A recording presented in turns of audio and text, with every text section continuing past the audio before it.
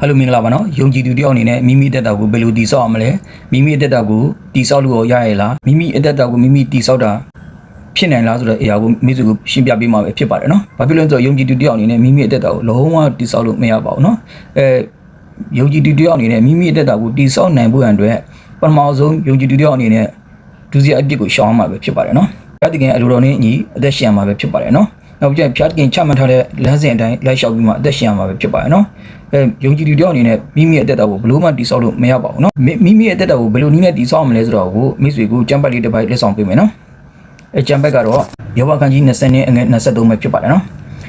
အနန္တတကုရှင်ထံတော်သို့ပြန်လာရင်တည်ဆောက်ခြင်းရှိလိမ့်မည်တင့်အိမ်မှဒုစရိုက်ကိုပယ်ရှားလျင်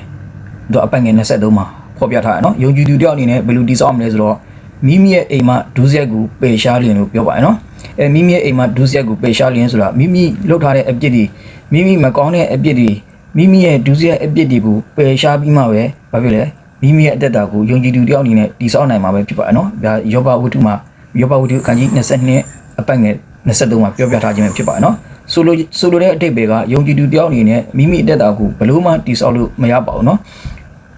တည်ဆောက်လို့ရနိုင်တဲ့နည်းလမ်းတစ်ခုဟာဆိုရင်မိမိရဲ့ဒုစရိုက်အပြစ်ကိုဘာဖြစ်လဲမိမိရဲ့အိမ်တော်မှာမိမိရဲ့နှလုံးသားထဲမှာပထမဆုံးဖယ်ရှားပြီးမှသာလဲ